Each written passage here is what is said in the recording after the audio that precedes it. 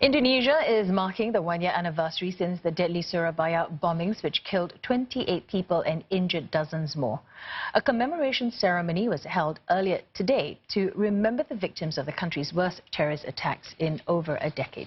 The attack was notable for being carried out by 3 families, including children as young as 9 years old. Our correspondent Saiful Bari Ismail tells us how the recent phenomenon of women and children mobilized to carry out suicide bombings presents a new challenge in tackling radicalization in Indonesia.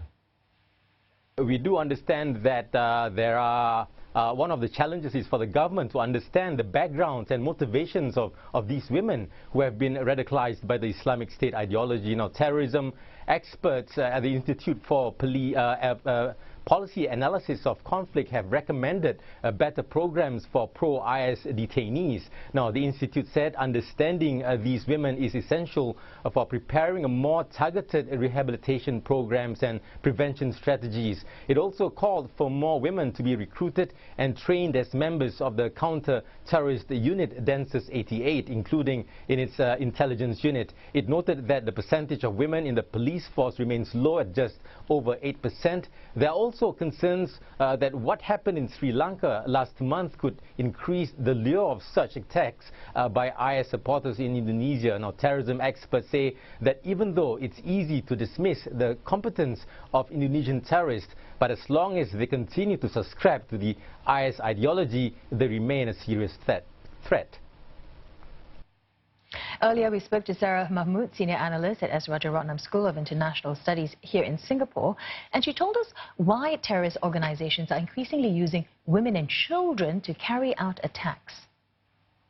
I think it's very important to understand that there are push and pull factors involved.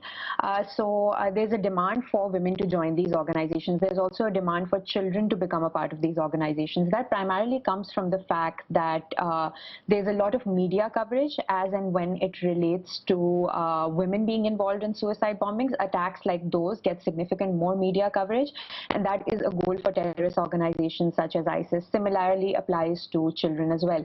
Now, when we look at the pull factors and what is motivating these women to join and what is motivating them to tap into their traditional networks and then asking their children to become involved in family-based attacks as well. It's very important to understand that they're motivated by the same political ideology that men are recruited by as well.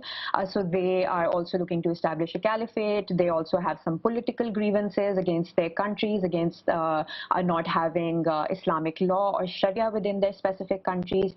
So when you look at broadly beyond Indonesia, and if you look at what happened recently in Sri Lanka as well, or in parts of South Asia such as Bangladesh and Pakistan, we see similar trends manifesting. There is a rise of the participation of women. They're recruited as suicide bombers. They have carried out attacks themselves as well, whether it's knife attacks or gun attacks.